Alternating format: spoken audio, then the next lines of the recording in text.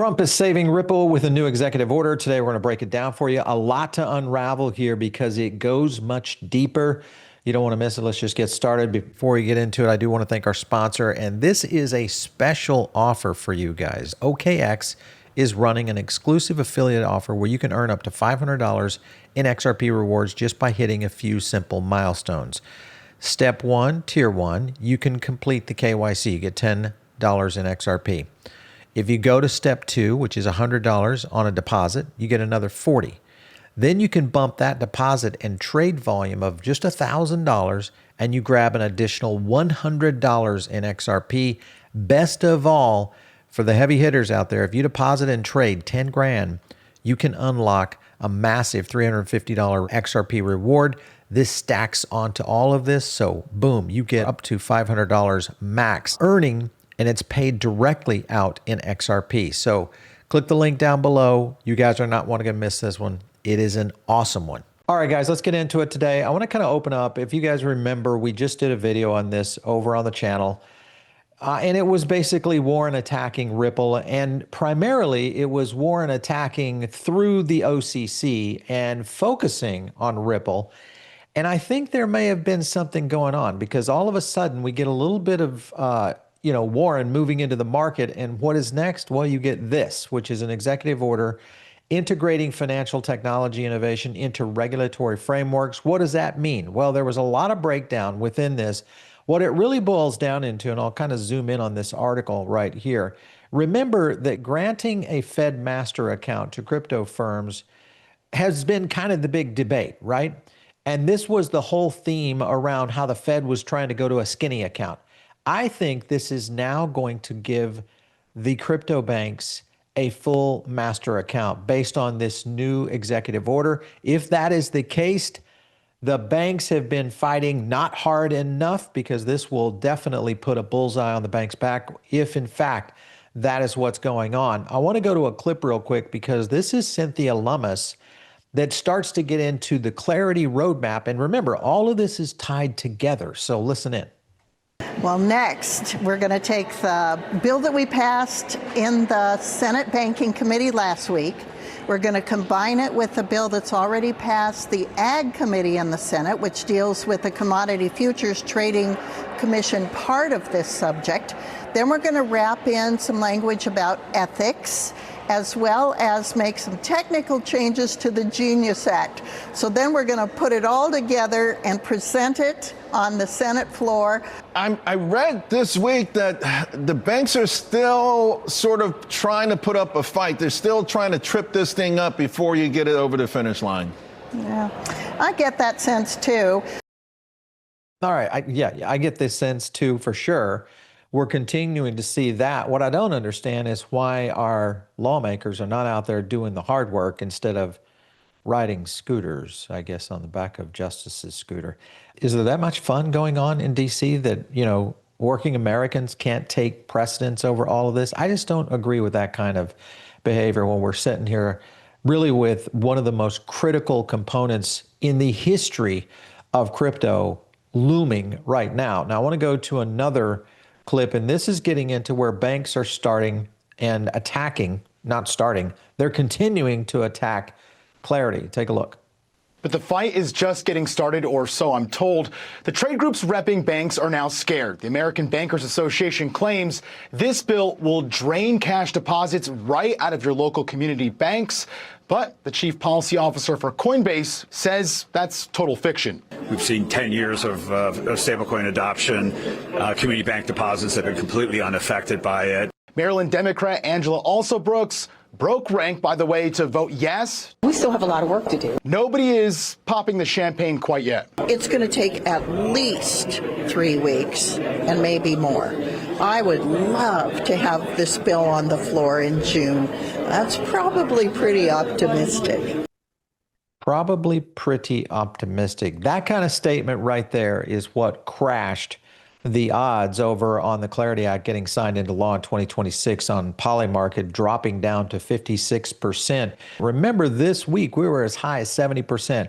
All of a sudden we have crashed down to 56 after what we're dealing with right now is this extended issue with not only the banks coming at us hard, but also just the lawmakers starting to put a little bit of a pause on this. I don't know what's going on in DC or why there's situations brewing right now. Are there backroom deals being made with the banks around all of this? That's the concern I have. And remember, we are going to need every single vote to get this across the line, especially in the Senate.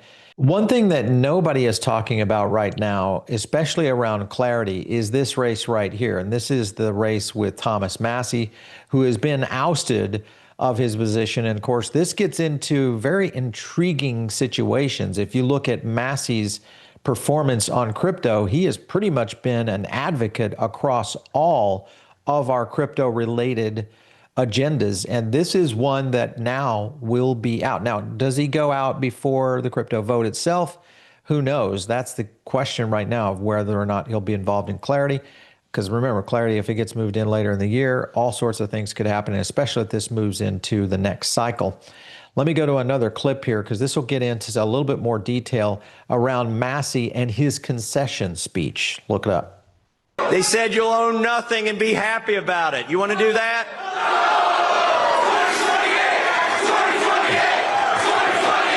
They were saying, oh my goodness, you know, we're ready for war. We're about to restart this war. We were supposed to restart this war today, but we can't restart this war today. Then it occurred to me, where was the Secretary of War yesterday? He was here. Listen, they sent the Secretary of War here, and you stopped the war for a day.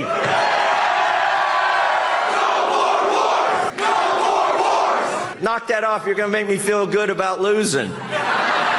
I got 7 months left in Congress. So let's break this down a little bit. First of all, we've got Massie now, 7 months. Is his vote now in question on the Clarity Act? Does he start to want something so big from the administration that we get into a situation where it could even delay Clarity even further? Remember who endorsed the candidate that beat him. This is Ed Gallrein. This is the U.S. Chamber, which has been behind this. Now, there are a lot of people that correlate the U.S. Chamber to the banking industry. Primarily, you look at this right here. That's JP Morgan, Chase, right there, U.S. Chamber. These are all, there's the American Bankers Association. These are all part of what they are involved in right now. So they are supporting the lobby groups who are out there getting these candidates into power. Further into that, here's the trade associations for, guess who? B of A. Right there, American Bankers Association, right down there. Guess what? U.S. Chamber of Commerce again. So coming in from the banks, almost through a back door here, of supporting and trying to take out a lot of the proponents of what has been really, I think, the strength of where crypto is going. And that is getting some of these Republicans really locked in and maybe even influencing some of the Democrats.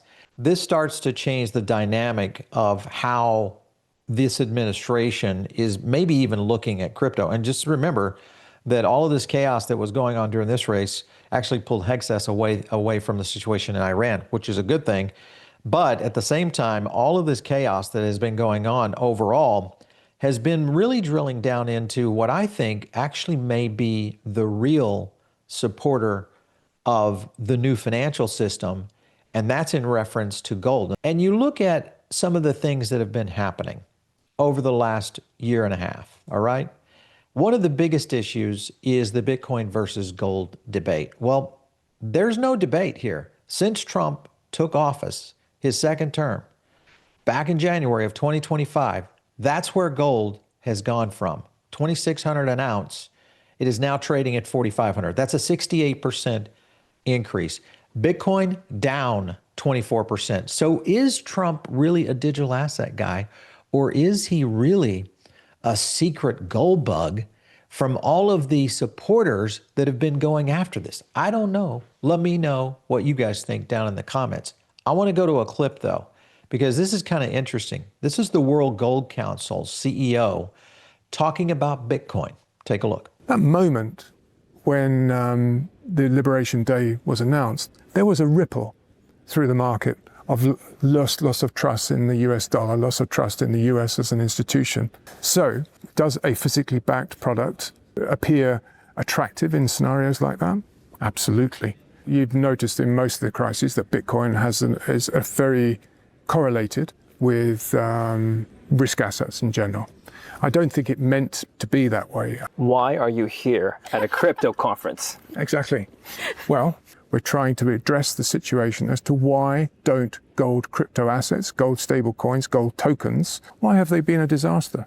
Why have they not worked? They haven't worked. And why is that?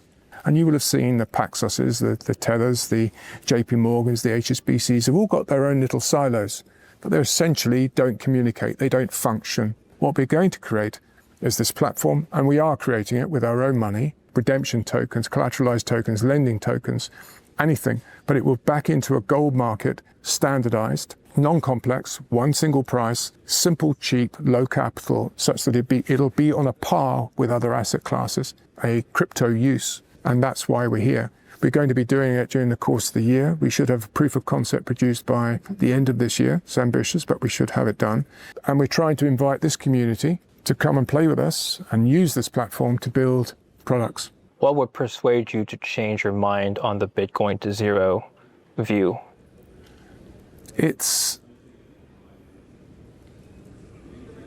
I don't know. I don't know, really. I don't know if there is anything. Wow. Ouch. All right, so that was the World Gold Council. And as you can see, there's really no interest in Bitcoin. Even if you look at, projects that they tried to integrate years ago, almost over a decade ago, and this was back in July of 2014, where Ripple was allowing GBI integration. So I think they're interested in blockchain. And when you consider that, the opportunity will boil down to a very specific chain that I'll reveal in a second. All right, so let me go to a clip here, because remember, the challenges that they have faced has been really around interoperability. Tether, Paxos, they've been able to achieve that. That's why we're continuing to see digital gold work there. Here is one of the members of the Gold Council actually addressing this. Take a look. So I've been playing around with this for a while. So my question is coming from a mixed experience. The question really is interoperability downstream, all the way through the supply chain, eventually towards the consumer. That turned out to be a gigantic stumbling block for our program. So I'm sure you guys fixed it, but. I think the point on interoperability is crucial, because if we can agree on a common language, then getting those systems to speak to each other is much easier. But at the moment, there's just not enough clarity. But I would really welcome some more feedback from you, Mark. Very happy to share all the experiences from small supplier to large supplier to manufacturer to retailer. It's been quite an interesting conversation. Thank you, Mark. All right, man, spicy take right there of their own members being somewhat facetious about this, sarcastic in essence, around the idea of interoperability. If you look at tokenized commodities right now, listen, guys, it's pretty much a slam dunk. You can see ETH is winning all the way. It is not even a race right now. And I think this is the thing that gold bugs are going to start to realize. I think eventually all of this is going to be moving onto ETH, and it's really only one step away. Let's think about where Bitcoin and where gold is and try to find the common ground, which I think the common ground has boiled around ETH and what Michael Saylor is doing with Stretch. If you look at a little bit of his situation, and this is an example of what I'm talking about. We put out a video right there. It was talking about Apex. And if you guys didn't see it, go back and watch it. Saylor retweeted this mainly because we're talking about this being an opportunity. There is no second base based on the way they're building it right now. That, of course, gets into one thing. Ethereum continues to bridge the gap here between Bitcoin and gold. It's going to be the future when it comes to tokenized commodities and also some of these other assets out there. Let's take a look also, because what does this market look like if they were to make this leap? So when you look at all these gold producers right here, and this is showing productive mines, you can kind of see this is going to open up all of these potential suppliers into the blockchain.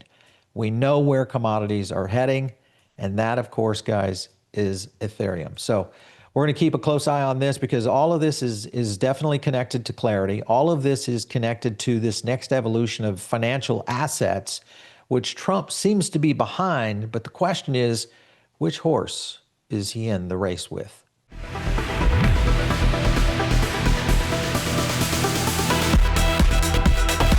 If you like this video, hit like and subscribe, drop a comment down below, and also join our free private member group.